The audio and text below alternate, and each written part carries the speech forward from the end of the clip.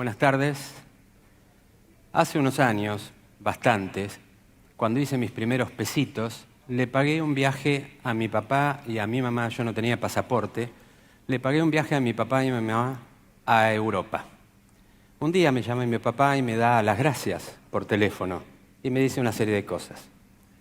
Al día siguiente me llama mi mamá, llorando. Mi papá había muerto de un paro cardíaco en un hotel en Sevilla. Nadie le hizo reanimación cardiopulmonar ni RCP. Rápidamente me dieron el pasaporte, fui a buscar el cuerpo y a mi mamá llorando.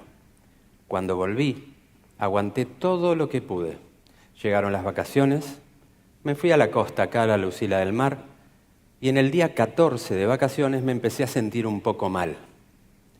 Claro, soy médico, así que hice lo que no recomiendo, me automediqué. No anduve muy bien. Entonces pasaron los días, seguía sin andar muy bien y me empecé a auscultar.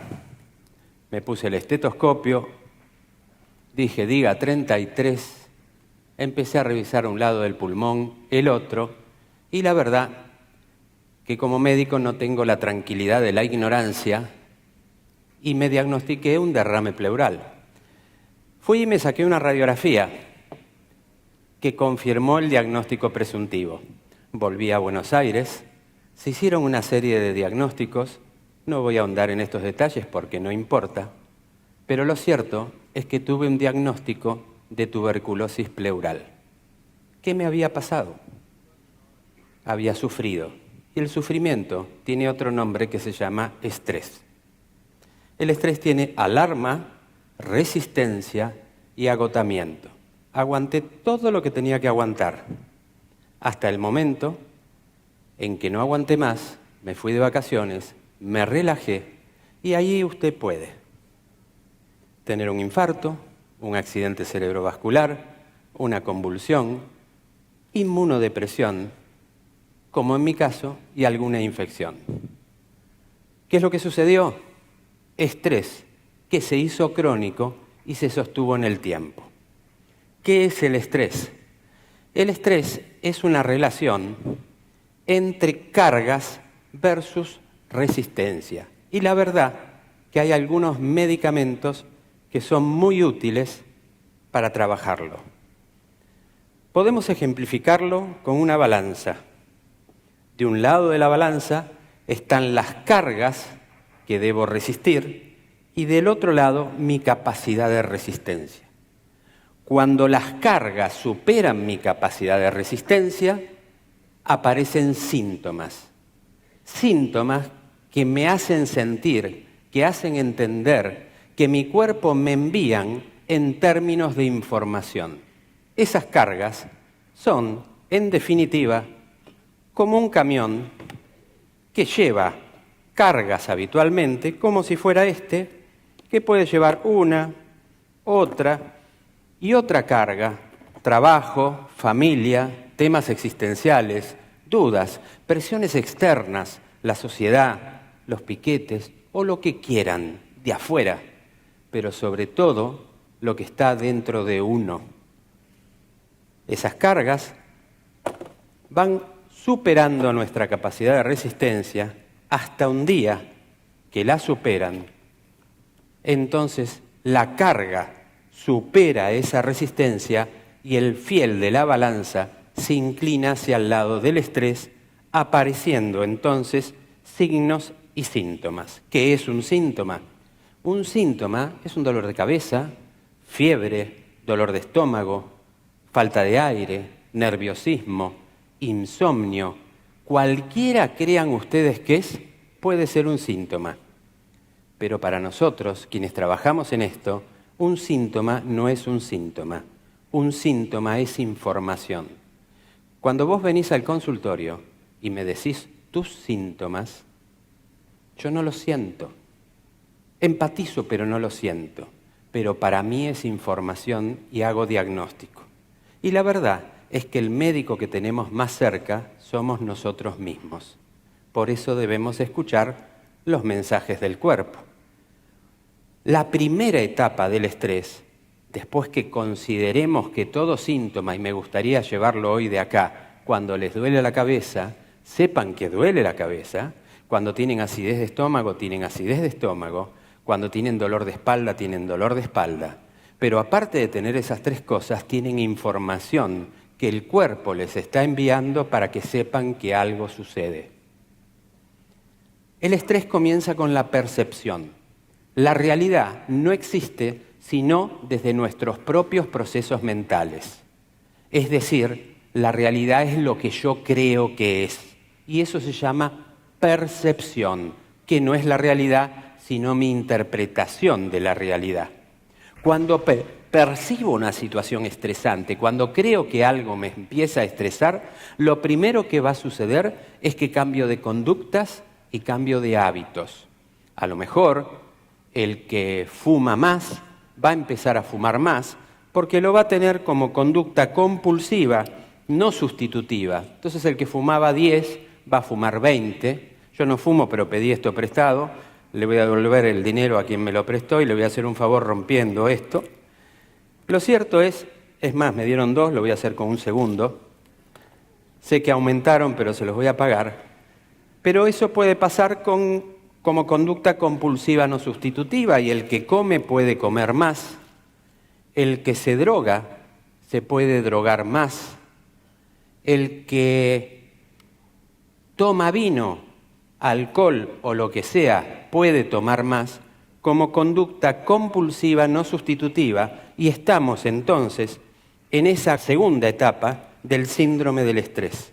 Primero percepción, después cambios de conductas y hábitos, y si no compensé mi situación de estrés, voy a manifestar síntomas. Cada uno de nosotros tiene síntomas distintos. Algunos será dolor de cabeza, otros miedo, otro insomnio, otros dolores musculares, otro alteración en la concentración, juicio, memoria, otros acidez gástrica. Cualquier síntoma, lo que pasa que cada uno de nosotros en general tenemos 1 o 2 síntomas.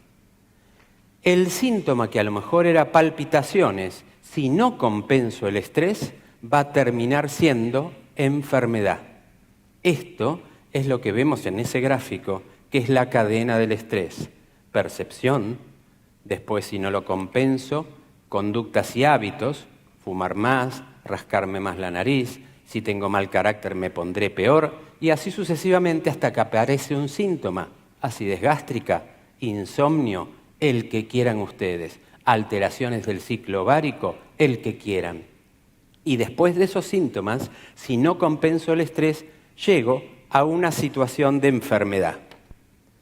En definitiva, el estrés es una relación entre cargas y respuesta. Es la mochila que llevo. Un mochilero lleva una mochila adecuadamente y tiene su día normal. Pueden pasar 2 cosas.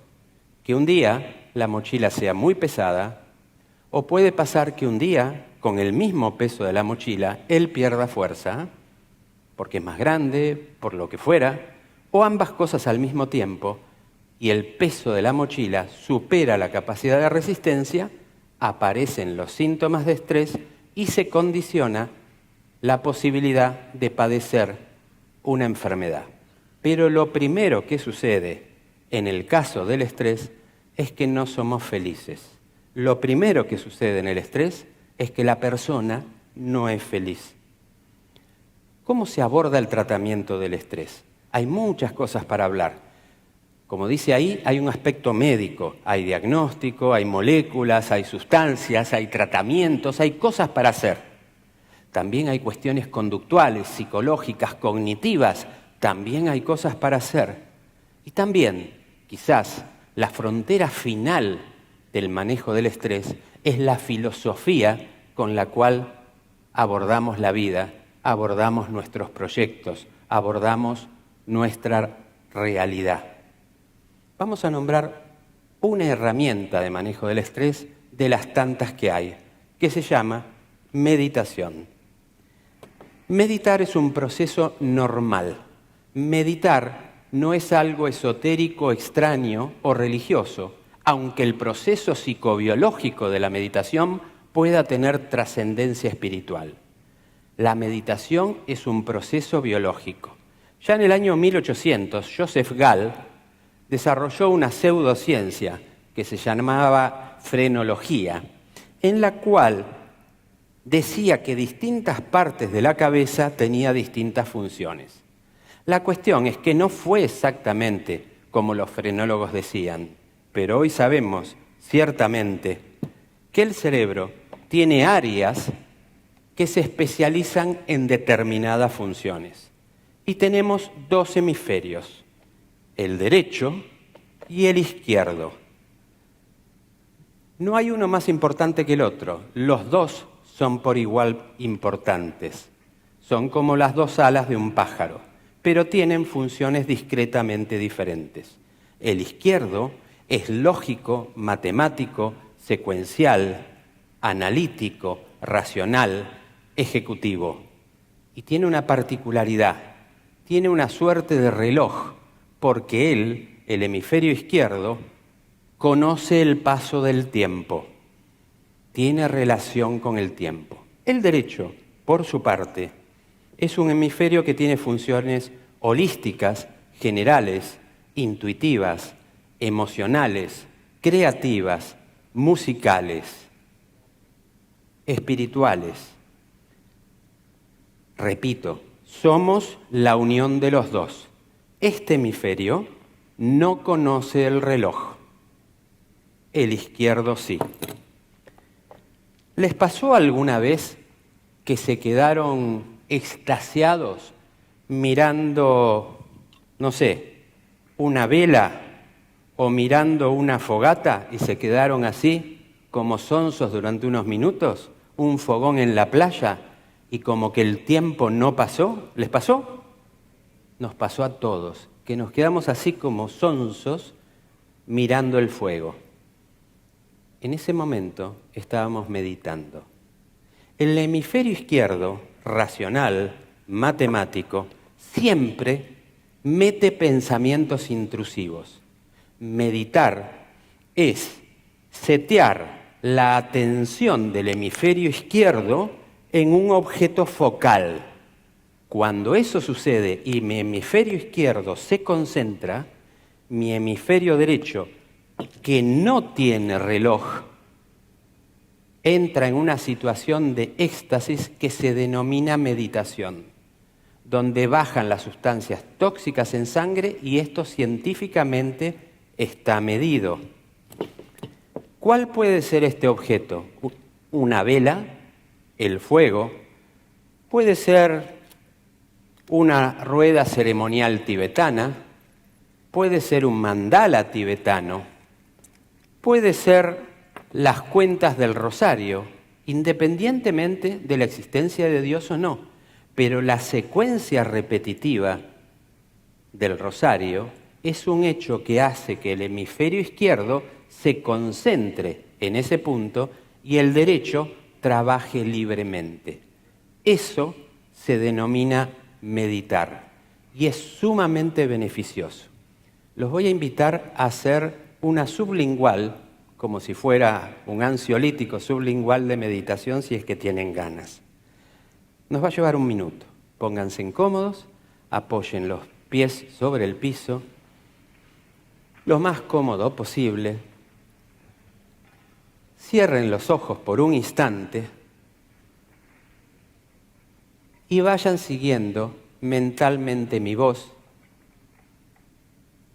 Respiren lentamente por la nariz, no usen la boca. Inspiren hondo, profundamente, llevando el aire a una respiración abdominal, la respiración del bebé, hinchando la panza. El aire ingresa y el aire sale. El aire ingresa y el aire sale. Cada uno lo hace a su ritmo, a su tiempo. Lo disfruta y se concentra en ese proceso respiratorio. Imagina con su mente, en forma profunda y vívida, cómo ingresa esa columna de aire que pasa por la nariz, por la garganta, por la tráquea, va a los pulmones y expande las bases pulmonares, oxigenando vitalmente nuestro cuerpo. Exhalan el aire. La inspiración puede llevar 1, 2, 3, 4 y la expiración un poco más larga. Y lo volvemos a hacer una vez, lo volvemos a hacer otra vez y en la medida que nuestra mente esté concentrada en ese proceso respiratorio de inspiración y expiración, nuestro cerebro, el hemisferio izquierdo, se estará concentrando en él, permitiendo paz, serenidad y armonía. Ahora, a nuestro propio tiempo, deseo y voluntad, vamos a volver muy lentamente al aquí y a la ahora. Cuando lo crean conveniente, pueden ir abriendo los ojos y se conectan con este momento. Esto es meditar y esto da paz, serenidad y da calma. La verdad es que la meditación es un proceso biológico concreto que, entre otras cosas, permite tratar el síndrome del estrés. Es un excelente medicamento, no tiene efectos adversos y no se compra en farmacias. Gracias.